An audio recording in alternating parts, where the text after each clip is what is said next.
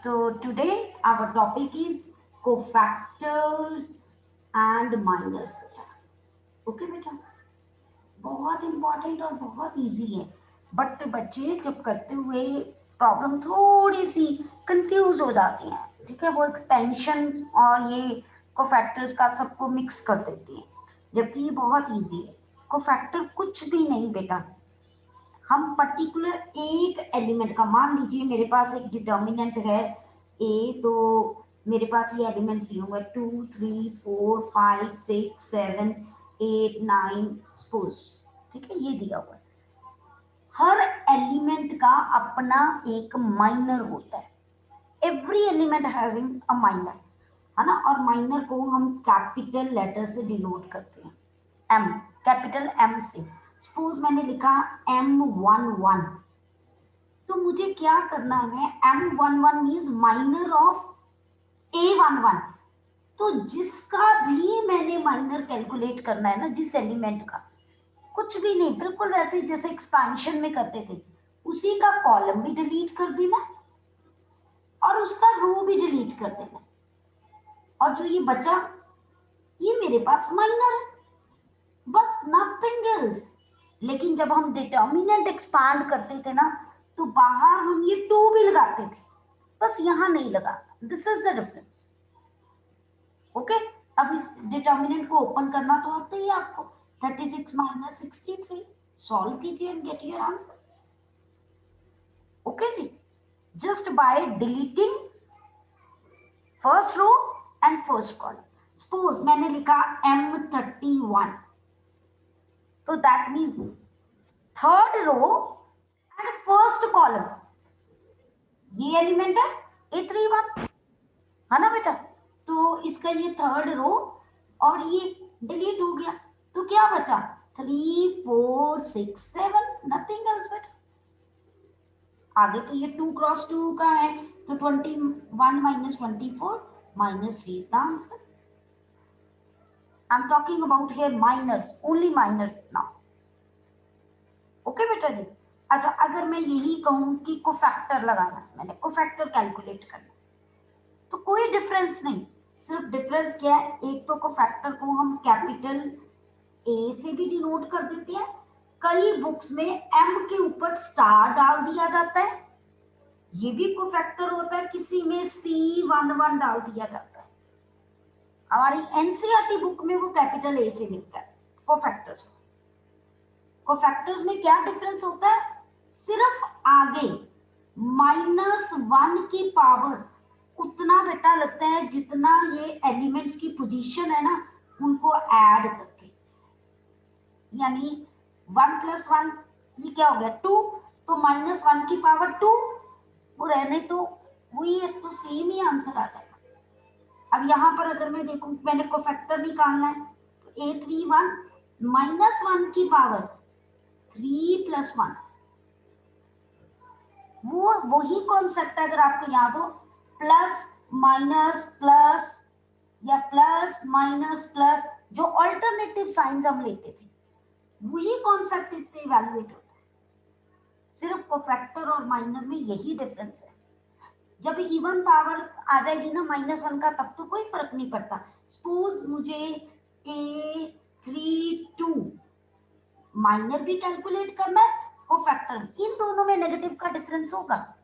अगर पहले मैं माइनर कैलकुलेट करूं, तो मेरे पास A32 यानी third row and second column, तो मेरे पास यहाँ पर बेटा 2 5 जो है 4 7 मेरे पास बचा. लेट मी शो यू, देखिए. Okay, but if I want to calculate cofactor, -1 की पावर 3 + 2 इंटू, बाकी तो सेम ही आना बेटा. तो दैट मीन्स मेरे पास -14 माइनस 20, यहाँ आंसर आएगा 6, लेकिन यहाँ पर आंसर आएगा -6.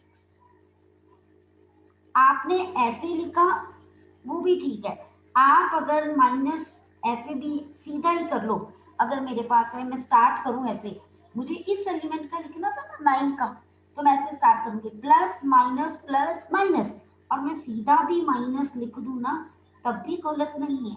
I can write like this also. It's not necessary you will write -1 power. ये तो एक समझाने का आपको मेथड। ओके जी। फिर मैं आपको बता दूं, जो कोफैक्टर होता है ना किसी भी एलिमेंट का, आई जे, वो बेसिकली -1 पावर आई प्लस जे इंटू माइनर होता है। सिर्फ नेगेटिव साइन का फर्क, ये मेन दोनों में रिलेशन। ओके बेटा, इसमें कोई प्रॉब्लम नहीं आती है। जस्ट मेरे पास जो है, अगर आप एग्जांपल 1920 में देखोगे, they just calculate minors and cofactors, nothing else.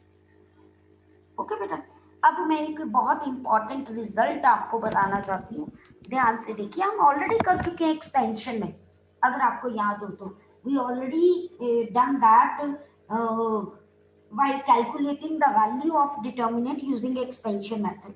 वो क्या है, हमने किसी भी डिटर्मिनेंट को अगर कैलकुलेट करना है, हम किसी भी एक रो के एलिमेंट्स के साथ अगर उसका कोफैक्टर मल्टीप्लाई करते और सारे रिजल्ट्स को ऐड कर दे, देखिए तो बेटा इसका आंसर होता है डिटर्मिनेंट। ये ऑलरेडी हम यूज करते थे, अगर आपको याद हो हम क्या करते थे, एलिमेंट लिखते थे, साथ में मेरे पास जो है वो डिटर्मिनेंट लिखते थे, फिर प्लस माइनस ऑल्टरनेटिव साइन चलता था। वो इसी के कोफैक्टर के कारण ऐसे होता था, वो -1 की पावर 1 + 2, फिर साथ में वो ऐसे नेक्स्ट A13, फिर -1 की पावर 1 + 3, और वो डिटर्मिनेंट लिखते थे ना। यानी cofactor will help us to calculate determinant of any जो है मैट्रिसेस। पहला नोट तो ये। अच्छा, इसमें एक चीज बहुत इंपॉर्टेंट है, जिस एलिमेंट का को लिख रहे हो उसी का कोफैक्टर होना चाहिए साथ। लेकिन अगर आप उल्टा कर देते हो, मींस इसमें चेंज करते हो, क्या चीज, सपोज सेकंड नोट लिखवाने लगी हूँ बेटा, कि मेरे पास अगर आप किसी भी एलिमेंट्स के साथ उनके और किसी रो के कोफैक्टर्स अगर आप मल्टीप्लाई कर दो, तो सपोज ये एलिमेंट 1 1 का था और कोफैक्टर 2 1 का है, फिर एलिमेंट 1 2 है, कोफैक्टर 2 2 है, एलिमेंट 1 3 है, कोफैक्टर 2 3 है, तो बेटा इसका आंसर 0 होता है। यहाँ पर देखिए, जो एलिमेंट है उसी का कोफैक्टर, यहाँ पर कॉरस्पॉन्डिंग कोफैक्टर्स, मतलब ये मेरे पास देखिए, अगर A1 A2 A3 है, मेरे पास B1 B2 B3 है, और जो है C1 C2 C3 है सपोज। तो यहाँ पर मतलब इस एलिमेंट को लिखा और इसका कोफैक्टर है साथ में डाला, इस एलिमेंट को लिखा और इसका कॉरस्पॉन्डिंग, चाहे इस रो के ले लो चाहे इस रो के ले लो, कोई फर्क नहीं पड़ता। ओके बेटा, क्लियर टू एवरीवन? तो ये बहुत इंपॉर्टेंट, कई बार ऐसा लिखा आता है 1 नंबर में, what is the value of this, और नॉर्मली बच्चे डिटर्मिनेंट लिख देते हैं, दैट इज रॉन्ग। ये 0 है, इसका आंसर जो है वो डिटर्मिनेंट है। ओके बेटा, क्लियर जी? चलिए बेटा, अब मैं आपको बता दूं एग्जाम्पल 23 में भी हमें जो कहा गया है कि find the minor and cofactors and verify this, very easy. मैं सीधा एक्सरसाइज पे जा रही हूँ ताकि आपको क्वेश्चन 1 2 करवा दूं, क्योंकि ये फर्दर आगे आगे एक्सरसाइज में यूज होते जाना है ना। एज इट इज सिर्फ 1 नंबर का क्वेश्चन, जो क्वेश्चन 5th है वो हमारा बनता है, या कई बार आपको पेपर में 1 नंबर का क्वेश्चन आ जाता है, find this in the given matrix, बस। इसके अलावा इस एक्सरसाइज में से कोई क्वेश्चन नहीं, सब में माइनर को फैक्टर ही कैलकुलेट करनी है। तो एक्सरसाइज 4.4 का बेटा जो है, हम लोग एक फर्स्ट क्वेश्चन कर देते हैं। डिटर्मिनेंट दिया हुआ है मेरे पास ये, और उन्होंने कहा right the minor and cofactors of all the elements, है ना। तो वेरी इजी, सबसे पहले हम क्या करें, माइनर निकालने, M11। अब देखो मैंने जानबूझ के 2x2 का लिया, क्योंकि 3x3 का ऑलरेडी मैं करा चुकी हूँ आपको। ये गया, ये गया, ओनली 3, M12 मेरे पास ये है ना, ये गया, तो 0। आगे m21 -4, m22 2 आ गया। लेकिन अगर मुझे कोफैक्टर निकालना है तो मुझे साइन दिमाग में रखना पड़ेगा, इसमें प्लस। मैं पोजीशन में देख लेती हूँ, 1 + 1 इवन है ना, तो कोई साइन चेंज नहीं। ठीक है जी। अब ये 1 + 2 3 है, ऑड है, साइन चेंज होगा। 0 को तो वैसे ही नहीं फर्क पड़ना बेटा। देन A21 इसमें फर्क पड़ेगा, A22 इसमें कोई डिफरेंस नहीं आएगा, no change at all. Okay बेटा। नाउ कम टू नेक्स्ट बेटा, मेरे पास जो है क्वेश्चन नंबर 5। अगर आप देखो बाकी सब में मुझे बेटा को फैक्टर्स निकालने हैं। अच्छा, जैसे क्वेश्चन नंबर 3 भी आपको करवा देती हूँ, है ना। Before doing question number 5 let us do question number 3, little change is there. उसने कहा using the cofactor of elements of second row. यहाँ पर बोल दिया कि कोफैक्टर्स यूज करो किसके, सेकंड रो की बेटा, to evaluate the determinant of given determinant, that is 5 3 8 2 0 1 1 2 3। तो कोई प्रॉब्लम नहीं। व्हाट डज इट मीन कि मुझे सेकंड रो के साथ एक्सपैंड करना है, क्योंकि अगर डिटर्मिनेंट में लिखूं, मुझे पता है दिस एलिमेंट इज A21, साथ में आप लिखोगे cofactor of A21, A22 cofactor of A22, A23 cofactor of A23, nothing else. Okay. Start कैसे करेंगे, सीधे मेरे पास 2 और साथ में कोफैक्टर लिखने के लिए -1 आएगा, क्योंकि नंबर जो है ऐड कर रही तो ऑड बन रहा है ना, वैसे भी प्लस माइनस चेंज हो रहा है ना साइन। तो मेरे पास हो गए फिर ये 2 के ये कॉलम गया, ये रो गया, और मेरे पास 3 2 8 3 प्लस फिर A22, वो तो 0 ही है ना, कुछ भी लिखने की जरूरत नहीं है।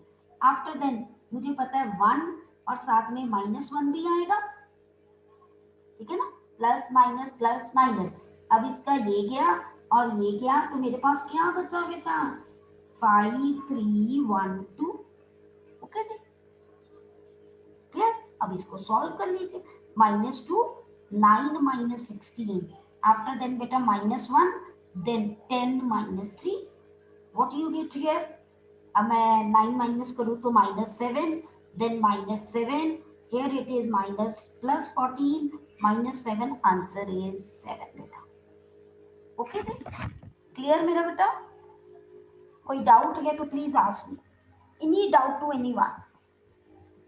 चलिए आगे, चलिए बेटा नेक्स्ट मेरे पास जो है question number, next is question number 5, जो मैं बात कर रही थी कि that is important from 1 marks जो है टाइप क्वेश्चन। तो बेटा उसके लिए मैं क्या करूंगी, यहाँ पर देखिए उन्होंने कहा है कि अगर मेरे पास जो है डिटर्मिनेंट मुझे दिया हुआ है A11 A12 A13 और A21 A22 A23 A31 A32 A33, मेरे पास ये डिटर्मिनेंट है। और उन्होंने कहा है if Aij is a cofactor, okay, of element Aij, small Aij, तो what is the value of the determinant. उन्होंने मुझे कहा कि वैल्यू ऑफ डिटर्मिनेंट क्या है बेटा। अगर आप देखिए पहली जो मेरे पास दी हुई है यहाँ पर ऑप्शन, अगर एलिमेंट A11 है, कोफैक्टर A31 है, बेटा ये तो हो ही नहीं सकता, फर्स्ट ऑप्शन हो ही नहीं सकती। सेकंड ऑप्शन अगर मैं देखूं, A11 A11 है, A12 है, कोफैक्टर A21 है, A12 जो है 13 है, तो कोफैक्टर भी जो है यहाँ पर देखें, अगर कोफैक्टर जो दिया हुआ है वो 3 1 का दे दिया, और सेकंड एलिमेंट भी अगर देखोगे A12 कोफैक्टर A21 का दे दिया, तो यानी बी ऑप्शन भी मेरी नहीं चलेगी। अगर मैं सी ऑप्शन देखती हूँ तो ये तो क्लियर कट ही रॉन्ग है, क्योंकि एलिमेंट A21 दी है और कोफैक्टर A11 दी है, तो ऑब्वियस है थर्ड ऑप्शन भी क्रॉस होगी। Now we will see the D option. बेटा इसमें क्लियर कट है, अगर एलिमेंट A11 दिया, कोफैक्टर भी A11 दिया है, एलिमेंट ए 2 1 दिया है, कोफैक्टर भी ए 2 1 दिया है, एलिमेंट 3 1 दिया है तो कोफैक्टर भी 3 1 दिया है, तो मींस इसका आंसर जो है वो डी ऑप्शन ही है बेटा। ओके बेटा, क्लियर? ये जो एक्सरसाइज थी आगे यूज होनी है, ये बेस बनाने के लिए 6 मार्क्स के क्वेश्चन के लिए, that's why we have done बेटा। Okay, now come to next concept, that is adjoint of a matrix. मेरे पास जो है अब बेटा एडजॉइंट ऑफ मैट्रिक्स, एडजॉइंट हमेशा एक मैट्रिक्स के कॉरस्पॉन्डिंग होता है, डिटर्मिनेंट के कॉरस्पॉन्डिंग नहीं होता। ठीक है, अब एडजॉइंट है क्या बेसिकली, अगर हम सारे बेटा को फैक्टर्स का, ऑल द कोफैक्टर्स, यानी A11 A12 A13 A21, मैंने देखो स्मॉल नहीं लिखा, मैंने कैपिटल आई एम राइटिंग। अगर मैं कैपिटल लिख रही हूँ A तो दैट मीन्स कि मेरे पास ये क्या है, कोफैक्टर्स हैं। अगर मैं सारे कोफैक्टर्स के मैट्रिसेस का ट्रांसपोज कर दूं तो this will represent adjoint of A, और शॉर्ट फॉर्म में हम पता कैसे लिखते हैं, ए डी जे ऑफ ए। ठीक है जी, एडजॉइंट ऑफ ए। ओके बेटा, तो ये बेसिकली क्या है मेरे पास, ट्रांसपोज, आप डैश भी डाल सकते हो, आप टी भी डाल सकते हो। ठीक है, ट्रांसपोज किस मैट्रिसेस का, जिसमें सारे को फैक्टर्स हमने लिखे हुए और अपनी पोजीशन पे, किसी और की पोजीशन पे नहीं। ठीक है, तो इस पर बेस्ड अब मैं एग्जांपल्स करवा रही हूँ, इसी पर बेस्ड कि हाउ टू इवैल्यूएट, आपको कैसे पता चले कि हमने ये करना है।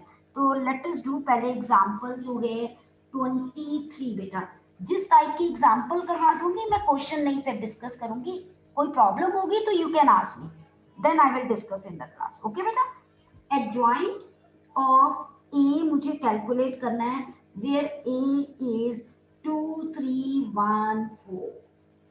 ओके बेटा, अब सबसे पहले कोफैक्टर्स निकालो। ठीक है, कोफैक्टर A11, हाँ जी, ये एलिमेंट गया और ये एलिमेंट गया, 4 आया, आई विल राइट 4। A12 ये गया, आना 1 था, पोजीशन में नेगेटिव लगेगा। A22 सॉरी 21 है ना, ये वाला एलिमेंट, इसका कोफैक्टर 3, साथ में नेगेटिव भी लगेगा। A22 मेरे पास 2, कोई नेगेटिव नहीं लगेगा।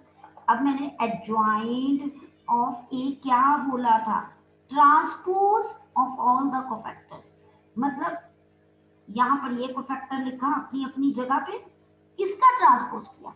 अब जब मैंने ट्रांसपोज किया तो what I will get here बेटा, I will get here 4 -3 -1 2, this is my adjoint of A. बहुत इंपॉर्टेंट है बेटा, बहुत ज्यादा इंपॉर्टेंट है। क्लियर टू एवरीवन, कोई डाउट बेटा यहाँ तक? ओके बेटा, चलिए अब हम जो है एक 3x3 का भी करते हैं, ताकि आपको क्लियर हो जाए कि कैसे हम इवेल्युएट करते हैं। ठीक है, ताकि प्रॉब्लम ना, I am rubbing this, for that I have taken example 24 में, सारा तो नहीं, पहले सिर्फ मैं कोफैक्टर्स लेके आपको बताना चाहती हूँ एडजॉइंट कैसे कैलकुलेट करते हैं। देखिए ए मेरे पास गिवन है 1 3 3 और 1 4 3 एंड 1 3 4। ओके बेटा, तो यहाँ पर बेटा मेरे पास सबसे पहले कोफैक्टर्स लिखना। बेटा ये कोई जरूरी नहीं है कि आप अलग अलग कैलकुलेट करो, अब जब हमें प्रैक्टिस हो जाती है ना, हम सीधा ही देखो ऐसे ट्रांसपोज। अब कैसे लिखते हैं ध्यान से देखना, ये गया ये गया, ठीक है, 16 -9, 16 -9 7, मैंने सीधा ही लिख देना। हम सीधा भी यहाँ पर जो है एडजॉइंट ऑफ ए लिख सकते। ओके, अब इसका निकालना है, मुझे पता है नेगेटिव साइन आना। अब ये गया 4 -3 -1, चेक कर लेना कोई गलती ना हो। मैं फिर आपको बता रही हूँ, देखो मेरे पास जो है जो स्टेटमेंट के अकॉर्डिंगली मेरे पास, देखो मैंने अभी जानबूझ के गलती की है आपको बताने के लिए। अगर इसका लिखना है ये गया ये गया, ठीक है ना, इसी एलिमेंट का अगर मुझे लिखना है तो मैं स्टेटमेंट भी चेक कर लेती हूँ। मेरे पास जो है ये वाली रो कॉलम और ये रो गई 4 - 3 -1 आ रहा है मेरे पास। अब नेक्स्ट देखिए इसका, ये गया 3 - 4 फिर -1 आ रहा है। अब इसका देखिए ये गया 12 - 9 -3, ऑल्टरनेटिव साइन लगेगा। ऐसे ही बेटा आप सारे कैलकुलेट कर लो, आपको पता चल जाएगा। Means it is not necessary to show. हाँ, अगर आपसे मैनुअली नहीं होता तो आप सबका अलग अलग निकाल लीजिए, हमें कोई प्रॉब्लम नहीं, ठीक है बेटा जी। तो मेरे पास जो है -3 देन -1 1 0 -1 0 1 कैलकुलेटेड है। उसके बाद इसका क्या कर लो, ट्रांसपोज कर लो। जब आप ट्रांसपोज करोगे तो मेरे पास 7 - 3 - 3 -1 1 0 -1 0 ट्रांसपोज भी कर दिया ना। ट्रांसपोज मींस क्या, changing rows to column, columns to rows, ठीक है। एडजॉइंट आ गया, सबको पता चल गया हाउ टू इवैल्यूएट एडजॉइंट। चले बेटा आगे, अब बहुत इंपॉर्टेंट एडजॉइंट पर बेस्ड जो है प्रॉपर्टीज हैं, कुछ कॉन्सेप्ट्स हैं जो आपको पता होने चाहिए, that makes your calculations easy. Okay, वो क्या है, लेट अस प्रूव। कई बार वो प्रूव करने भी आ जाते हैं। पहला जो है, अगर मेरे पास जो है, आप नोट लिख दीजिए, प्रॉपर्टीज लिख दीजिए, आपका डिपेंड है। Okay, for N E square matrix A with order n, ठीक है जी। तो मेरे पास क्या होता है बेटा, A इंटू एडजॉइंट ए भी एक मैट्रिक्स है, एडजॉइंट ए भी एक मैट्रिक्स है बेटा। A into adjoint A is equal to adjoint A into A that is equal to determinant A into I। आप में से मुझे कोई बता सकता है कि मैंने ये क्यों लिखा, आई क्यों लिखा? क्या आई लिखना जरूरी है यहां पर? Anybody from you?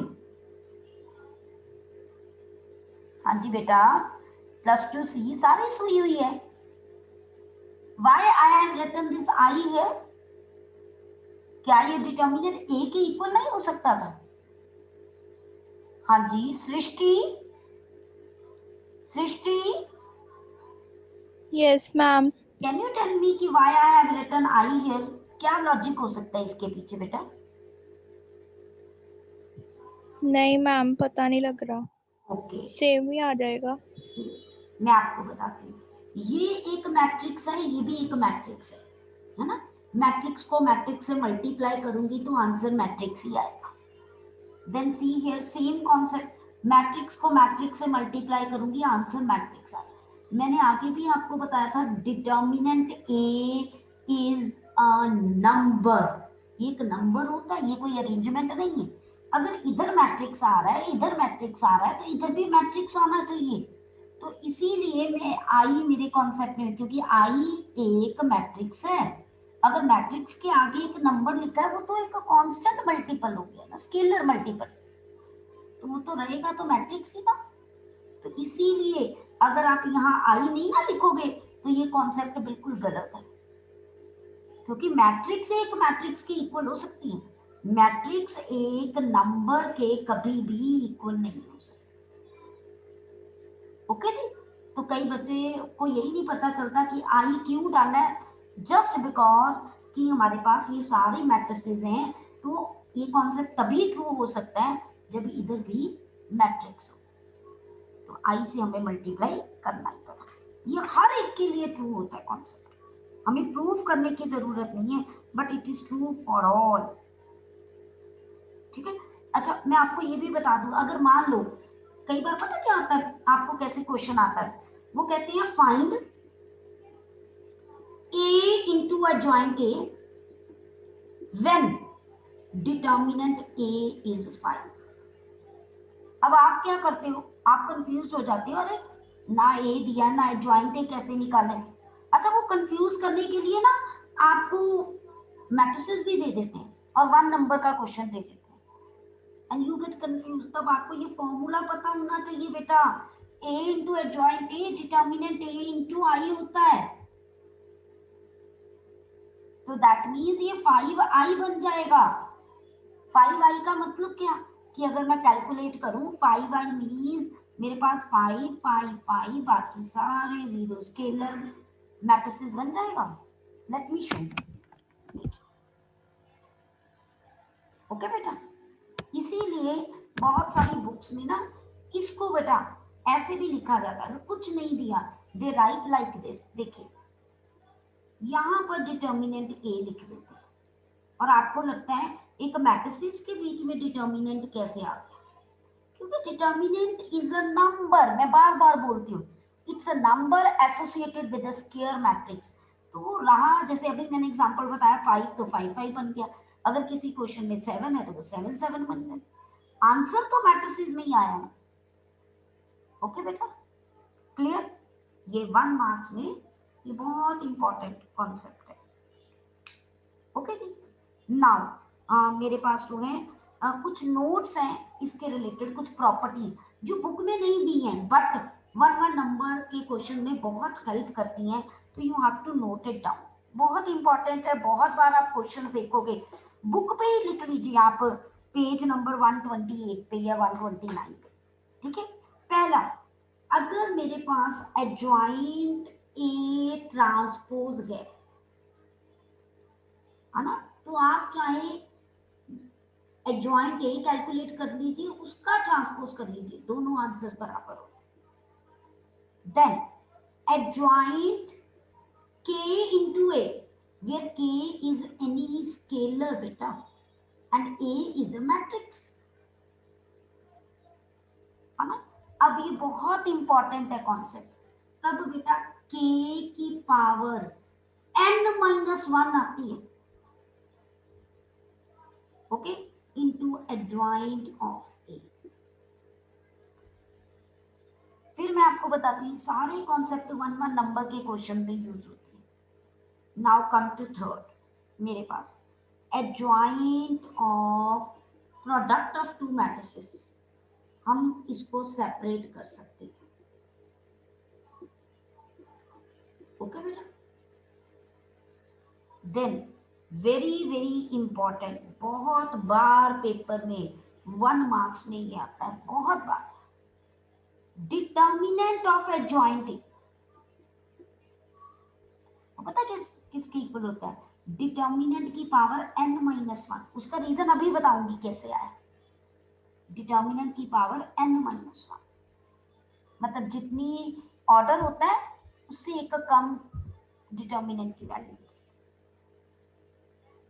ओके बेटा, फिर मेरे पास है यहाँ पर, ये अगर थोड़ा सा लेवल पेपर का उठाना हो तो टीचर ऐसे क्वेश्चन डाल देती है, determinant of adjoint A, that is equal to determinant A की पावर n-1 पावर 2 बेटा। सिर्फ फॉर्मूलेज लर्न कर लो, प्रूफ आप चाहते हो मैं प्रूफ भी दे सकती हूँ, इसकी कोई प्रॉब्लम नहीं है, बट हमें सिर्फ 1 मार्क, क्योंकि प्रूफ हम नॉन मेडिकल के बच्चों के लिए हम कई बार कहते हैं कि उसको बेसिक की तरह, हमें जस्ट फॉर्मूले की नीड है। मैं अभी एक आधा प्रूफ भी करके आपको दिखा दूँ। अब ये भी बहुत बार पेपर में आया, ये 4th and 6th बहुत बार पेपर में आया है, डिटर्मिनेंट की पावर माइनस ए की पावर -1 होता, ये इनवर्स है, तो वो कहता है अगर इनवर्स का डिटर्मिनेंट लेना है ना तो हम डिटर्मिनेंट ए कैलकुलेट कर दें और उसकी पावर -1, मींस बेसिकली ये 1 बाय डिटर्मिनेंट ए है। यहां क्यों नहीं मैं 1 बाय ए लिख सकी, क्योंकि ये मैट्रिसेस है। मैं यहां क्यों लिख सकी, ये एक नंबर है, आपके पास 2 की पावर -1 आप 1/2 लिख सकते हो। लेकिन अगर आपके पास डिटर्मिनेंट है, suppose you are having a determinant, मेरे पास जो है उसमें 2 3 4 5 6 7 8 9 10 है, इसकी पावर -1 है ना, तो आप इसको 1 नहीं लिखते, इसका मतलब आप इसका इनवर्स कैलकुलेट कर रहे हो। दिस इज द डिफरेंस जो नॉर्मली बच्चों को समझ नहीं आता है। मैं फिर बता रही हूँ, यहाँ डिटर्मिनेंट है तो ये एक नंबर है, इसकी पावर -1 नहीं है इसकी रेसिप्रोकल करना, लेकिन ये एक मैट्रिसेस है, यानी एक मैट्रिसेस के इनवर्स का डिटर्मिनेंट निकालना। तो हमें कोई जरूरत नहीं है कि पहले मैं इनवर्स निकालूं एलिमेंट्री रो से, या आगे मैं दूसरा मेथड भी करूंगी एडजॉइंट की हेल्प से, कि पहले मैं वो निकालूं फिर मैं उसका डिटर्मिनेंट निकालूं। No need. ओके बेटा, any doubt up to this level? +2C any doubt बेटा? कोई कोई क्यूरी नहीं आपकी, कोई क्वेश्चन नहीं, कुछ नहीं, सब कुछ ऑल क्लियर? हाँ जी Suhani, is it clear to you? Suhani, हाँ जी Kanuba, my yes ma'am. Okay बेटा, क्लियर है सब कुछ? Yes ma'am. Rana, is it clear to you? Yes ma'am. Rasika, yes ma'am. मैं चेक कर रही हूँ कि कहीं आप लोग सोए तो नहीं हुए, बिकॉज रिस्पॉन्ड ही नहीं करता है कोई, है ना? दमन, क्लियर बेटा? दमन, दमन, यस मैम। ओके क्लियर है बेटा सब कुछ? चलिए बेटा, अब बेटा हम नेक्स्ट करते हैं कॉन्सेप्ट, बहुत इंपॉर्टेंट आगे, फिर मतलब आगे आगे ये ना माइनर को फैक्टर्स एडजॉइंट में यूज हुए, एडजॉइंट जो है इनवर्स कैलकुलेट करने में यूज होगा। ओके बेटा, तो लेट अस डू नाउ। सबसे पहले जो है, अच्छा मैं आपको जो वो बताना चाहती थी कि डिटर्मिनेंट ऑफ ये जो है ये पावर 1 कम कैसे हो जाती है, पहले मैं ये आपको बताऊं, है ना? अभी हमने ये किया था बेटा, ये चीज की हमने, है ना? ये किसके इक्वल किया था? मैंने आपको बताया था डिटर्मिनेंट A इंटू आई। अगर मैंने इसका डिटर्मिनेंट लेना है दोनों तरफ, मैंने, ठीक है, ये एक मैट्रिक्स है, ये एक दूसरी मैट्रिक्स है। डिटर्मिनेंट ऑफ ए बी जो है ना, वो determinant of A determinant of B होता है। मैं इसको सेपरेट कर सकती हूँ, जब मैंने सेपरेट किया determinant A determinant of adjoint ए, ये तो एक नंबर ही है, कांस्टेंट नंबर है ना? ये आइडेंटिटी मैट्रिक्स है। आपको पता है एक मैट्रिक्स के साथ जब ये मल्टीप्लाई हो जाता है, यानी हर रो के साथ मल्टीप्लाई हो, तो ऑब्वियसली जब हर रो के साथ मल्टीप्लाई हुआ तो मेरे पास यहाँ पर बेटा डिटर्मिनेंट की पावर n बन जाती है। कांस्टेंट जितनी रोज में आता है मल्टीप्लाई होता है तो नहीं होता, अब ये नीचे चला जाएगा, तो डिटर्मिनेंट ऑफ एडजॉइंट ए, ये a की पावर n - 1 हो जाएगा। ओके जी, इसीलिए मैंने आपको ये बताया। क्लियर? अब बेटा मैं आपको नेक्स्ट जो है एक प्रॉपर्टी करवाना चाहती हूँ। Late us do that property. मेरे पास जो है वो प्रॉपर्टी क्या है बेटा, चलो नेक्स्ट करेंगे हम लोग कल, बिकॉज क्लास में अटेंड करना।